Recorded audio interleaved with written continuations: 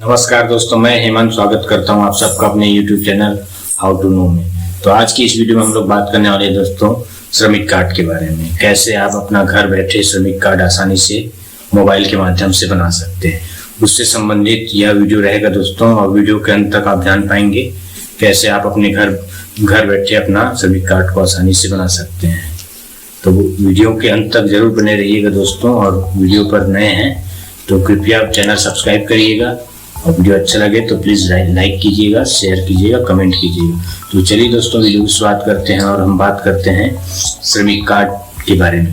तो सबसे पहले हम बात कर लेते हैं असंगठित क्षेत्र क्या होता है। तो असंगठित क्षेत्र के अंतर्गत दोस्तों जैसे कि आप स्क्रीन पर देख पा रहे हैं, इसमें भवन एवं अन्य संनिर्माण कार्यों में लगे श्रमिक, जिन्हें सामान्य बोलचाल में निर्माण मजदूर कहा जाता है, इनको असंगठित श्रमिकों की श्रेणी में रखा जाता है। संगठित क्षेत्र के श्रमिक के पंजीयन हेतु टोटल 53 क्षेत्रों का चयन किया गया है जो असंगठित क्षेत्र के अंतर्गत आता है। जैसे कि आप स्क्रीन पर देख पा रहे हैं, यहाँ टोटल 53 क्षेत्र जो है, 53 क्षेत्र जो है उसके अंतर्गत जो कार्य निर्धारित है वो असंगठित क्षेत्र के अंतर्गत आता है। इसके अलावा यदि आप असंगठित क्षेत्र के अंतर्गत रजिस्टर्ड होना चाहते हैं, उसके लिए पात्रता के तौर पर आयु सीमा जो है 14 से 60 वर्ष होनी चाहिए। आयु प्रमाण पत्र का जो निर्धारण है वो मतदाता परिचय पत्र, आधार कार्ड या अंक सूची के माध्यम से किया जाता है।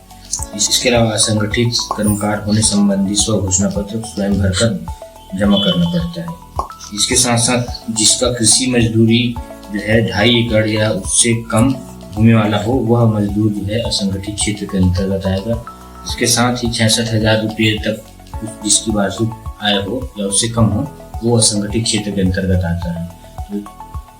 तो इस तरीके से ये सारी पात्रताएं हैं। यदि आप इस पात्रता को फुलफिल करते हैं तो आप भी एलिजिबल हैं किसी भी असंगठित कार्ड बनाने के लिए। तो असंगठित कार्ड बनाने के लिए हम मोबाइल की स्क्रीन चले जाते हैं, फिर वहाँ से मैं बताऊँगा कि आप कैसे आसानी से घर बैठे मोबाइल के माध्यम से अपना असंगठित कार्ड को रजिस्टर कर सकते हैं। उसके पश्चात रजिस्टर करने के पश्चात विभिन्न जो योजनाएं हैं उसके अंतर्गत उसका लाभ प्राप्त कर सकते हैं। तो सबसे पहले आपको मोबाइल के किसी भी ब्राउज़र में चले जाना है। जाने के बाद हमको वहाँ पे सर्च करना होगा CG लेबर का। तो CG लेबर सर्च करेंगे तो जो पहला वाला जो पोर्टल है वो खुल कर आएगा। वहाँ से आपको भवन एवं संनिर्माण का ऑप्शन मिलेगा, उसको हमें क्लिक करना होगा। क्लिक करने के बाद हमें टोटल 4 ऑप्शन दिख जाते हैं, उसको सबको हमें फिल करना होगा। तो चयन करें में यदि हम क्लिक करते हैं तो यहाँ पर हमें भवन एवं अन्य संनिर्माण का ऑप्शन मिल जाता है, उसे सिलेक्ट कर लेते हैं। सिलेक्ट करने के बाद सर्विस चयन करने में आपको क्या करना है, श्रमिक पंजीयन करना है। तो आपको श्रमिक पंजीयन को सिलेक्ट करना होगा। यदि आपका पंजीयन ऑलरेडी हो चुका है तो आपको योजना का लाभ लेना है, तो आप योजना में सिलेक्ट करके किसी भी योजना में आप अप्लाई कर सकते हैं। तो हमें श्रमिक पंजीयन करना है तो हम श्रमिक पंजीयन पर क्लिक कर देते हैं। इसको चूज करने के बाद हम फिर से यहाँ पे चुने वाला ऑप्शन में जाएंगे तो हमें पंजीयन आवेदन का और ऑप्शन मिलता है, तो हम इसको यहाँ से क्लिक कर लेते हैं। इसके बाद हम आगे बढ़ जाते हैं। तो बढ़ने के बाद हमें कुछ इस प्रकार का इंटरफेस मिलता है पंजीयन आवेदन फॉर्म का। तो यहाँ से आप देख सकते हैं, नियोजक के संबंध में शासन द्वारा जारी निर्धारित प्रपत्र में स्व घोषणा पत्र डाउनलोड करें। तो यदि आप इसको डाउनलोड करते हैं तो इसमें आपको इसकी जो डिटेल है वो मिल जाता है। और यहाँ पर आप देख सकते हैं डेट 7 मार्च 2024 को। तो ये जो है लेटेस्ट अपडेट आया है सरकार की तरफ से। इससे पहले यदि आपको श्रमिक कार्ड बनाना होता था तो आपको नियोजक या जो एम्प्लॉयर है उससे एक सर्टिफिकेट लेना पड़ता था, जो लिख कर देता था कि फलां व्यक्ति हमारे यहाँ कार्यरत है करके, वो एक सर्टिफाइड करके देता था। तो उसको आपको जमा करना मैंडेटरी था। तो अब के केस में ये हुआ है कि आपको ऐसा नियोजक के माध्यम से कोई भी सर्टिफिकेट लेने की आवश्यकता नहीं है, बल्कि आप स्वप्रमाणित एक घोषणा पत्र भर सकते हैं, जो कि यहाँ पे आप देख सकते हैं। छत्तीसगढ़ एवं संनिर्माण कर्मकार कल्याण मंडल श्रमिक पंजीयन के लिए ये घोषणा पत्र जारी किया गया है। तो इसमें आपको उस ठेकेदार संस्थान, नियोजक या ठेकेदार का व्यक्तिगत नाम लिखेंगे यहाँ पे या इस कॉलम में। लिखने के बाद कार्यस्थल का पता देना पड़ेगा कि आप कहाँ कौन सी जगह कार्यरत हैं। कार्य का स्वरूप लिखना पड़ेगा, आप रेजा हैं, कूली हैं, जो जो 53 प्रकार के जो कार्य निर्धारित है उसमें से जो भी आप कार्यरत हैं उसको आप यहाँ पे डालना पड़ेगा। उसके अलावा जो संस्थान नियोजक या ठेकेदार का है, जो एम्प्लॉयर है, उसका मोबाइल नंबर यहाँ पे आपको सबमिट करना होगा। इसके अलावा आपको कार्य करने की अवधि भी बतानी होगी कि किस तारीख से आरंभ किया गया था, किस तारीख तक कार्य किया गया है, तो उसकी जो डेट है वो आपको यहाँ पे लिखना होगा। उसके साथ ही आपने कितने दिन का कार्य किया है उसको यहाँ पे फिट करना होगा। ऐसा भरने के बाद नीचे की ओर आवेदक का सिग्नेचर है, तो यहाँ पे हितग्राही का जो है सिग्नेचर रहेगा और पूर्ण पता और मोबाइल नंबर रहेगा। तो कुछ इस प्रकार से स्व घोषणा पत्र नया फॉर्मेट में आया है, तो इसको आपको भर के जमा करना होगा। अगर आप इसको जमा करते हैं तो जो ठेकेदार या नियोजक है जो या एम्प्लॉयर है उसका जो सर्टिफिकेट पहले जो लगता था वो अब नहीं लगेगा। तो इस घोषणा पत्र को आपको भरने के बाद इसे स्कैन करना होगा। स्कैन करके आपको इसे अपलोड करना होगा। ऐसा करके आप आसानी से अपना श्रमिक पंजीयन कर सकते हैं।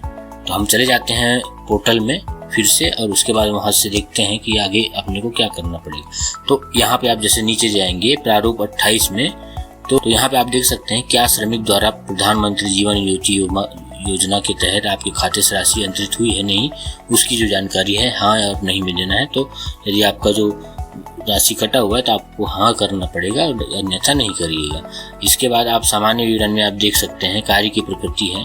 तो आप कार्य की प्रकृति जो भी आप कार्यरत हैं, कार्य करते हैं, उसको आपको यहाँ पे सेलेक्ट करना होगा। जैसे मैं यहाँ से सिलेक्ट कर देता हूँ मुख्य मजदूर रेजा कुली को। तो इसके बाद कार्य की प्रकृति 2, तो यहाँ से भी आपको सिलेक्ट करना होगा। नीचे की ओर हम जाते हैं तो जैसे चट्टान तोड़ने वाले, खनिकर्म, मोची, रिक्शा चालक, ये सारे ऑप्शन मिल जाता है। तो मैं यहाँ से रेजा को सिलेक्ट कर लेता हूँ। कार्य की प्रकृति 3 है, तो यहाँ पे टोटल 3 बार आपको ऐसा उसकी जो डिटेल्स हैं वो डालने होते हैं। तो हम नीचे की ओर जाएंगे तो हमको फिर से वही ऑप्शन मिल जाएगा, तो हम उसको रेजा को सिलेक्ट कर लेते हैं। इसके बाद यहाँ पे आपको पूरा नाम लिखना होगा जो आधार कार्ड में दिया गया है। उसके बाद पिता या पति का नाम, जिनका शादी हो चुका है वो पति का नाम लिखेंगे और जिनकी शादी नहीं हुई है वो अपने पिता का नाम यहाँ पर लिख सकते हैं। इसके अलावा माता का नाम लिखिएगा यहाँ पे। उसके साथ साथ नीचे की ओर लिंग दिया हुआ है, तो लिंग सिलेक्ट करिएगा। आधार के अनुसार अंग्रेजी में यहाँ पर नाम डालना होगा आपको, मुखिया का नाम डालना होगा यहाँ। यदि आप मुखिया स्वयं है तो आप अपना नाम डाल सकते हैं यहाँ पे। वैवाहिक स्थिति के अलावा जन्म तिथि, यहाँ पर आयु, जाति, ये सारे आपको डिटेल्स डालने होंगे। इसके बाद वोटर आईडी, ये जो है ऑप्शनल है दोस्तों। यदि आपके पास वोटर आईडी कार्ड नहीं बना है, अगर आप 18 साल से कम उम्र के हैं और आप अगर अपना पहचान पत्र या वोटर आईडी नहीं बना है तो आप यहाँ पर राशन कार्ड का जो नंबर है वो डाल सकते हैं। जबकि राशन कार्ड मैंडेटरी है, वोटर आईडी कार्ड ऑप्शनल है। इसी प्रकार आधार कार्ड मैंडेटरी है, तो इसको आपको डालना ही अनिवार्य है। ये साथ ही राज्य का सिलेक्शन करना है कि आप किस राज्य से आपका आधार कार्ड जारी हुआ है वो। उसके साथ ही जिले का चयन करना होगा। साथ ही बैंक का जो नाम है वो, एक बात ख्याल रखिएगा दोस्तों, जो बैंक का नाम है, जो बैंक है वो डीबीटी लिंक होना चाहिए। तो इसमें आपको बैंक का नाम, शाखा का नाम, खाता क्रमांक, IFSC code, ESIC, EPF number यदि हैं तो इसको भरना है, अन्यथा इसको ये ऑप्शनल है। तो आप ख्याल रखिएगा दोस्तों, इसमें जो स्टार जो लगा हुआ है रेड कलर का, उसको आपको भरना एकदम कंपलसरी है। बाकी जो है उसको नहीं भरेंगे तो भी चलेगा। इसके साथ साथ आपको नीचे जब जाएंगे तो आपको वर्तमान पता जो है वो आपको देना होगा इसमें। तो इसमें विकास खंड, पंचायत, नगर पंचायत, ये जो भी है आपका मोबाइल नंबर, इसके साथ सारा चीज़ अगर भर देते हैं। इसके बाद भरने के बाद वर्तमान ही स्थायी पता है, यदि आप वर्तमान ही स्थायी पता है तो आप उसको क्लिक करके चूज कर सकते हैं। इसके बाद ये अपने आप ऑटोमेटिकली फीड हो जाएगा स्थायी पता। इसके बाद यदि हम नीचे जाएंगे तो सुरक्षित करें, तो यहाँ से हम सुरक्षित करेंगे तो आगे बढ़ेंगे तो हमको फिर वो ये पूरा फॉर्मेट भरने के बाद आपको जब आगे बढ़ेंगे तो आगे बढ़ने पर आपको जो भी सबमिशन है, जो आधार कार्ड है, बैंक पासबुक है, स्व घोषणा पत्र है, ये सारा जो है जानकारी है, उसके साथ साथ फोटो, ये सारा सबमिट करना पड़ेगा। तो नेक्स्ट वीडियो में मैं इसका जो सेकंड पार्ट बनाऊंगा दोस्तों, उसमें मैं प्रॉपर फिट करके दिखा दूंगा कि कैसे आपको इसको आसानी से भर सकते हैं। अपना संगठित कार्ड या लेबर कार्ड बन जाने के बाद सरकार द्वारा जो 24 विभिन्न योजनाएं चलाई जा रही है, उस योजनाओं में से किन्हीं भी को आप घर बैठे ऑनलाइन मोबाइल के माध्यम से अप्लाई कर सकते हैं और उसका लाभ प्राप्त कर सकते हैं। तो इन 24 योजनाओं में सबसे महत्वपूर्ण योजना होता है मिनी माता महतारी जतन योजना, जिसके तहत जो गर्भवती महिला है, जो डिलीवरी के पश्चात जो 20,000 की जो राशि है वो सरकार द्वारा जो दिया जाता है उसको आसानी से आप प्राप्त कर सकते हैं। तो इस वीडियो को अंत तक यदि देखें तो आपको समझ में आ गया होगा कि कैसे आपको घर बैठे आसानी से स्वघोषणा पत्र के माध्यम से ही आपको किसी भी संगठित कार्ड या लेबर कार्ड बना हुआ है तो उसके माध्यम से किसी भी योजना को आप आसानी से भर सकते हैं घर बैठे।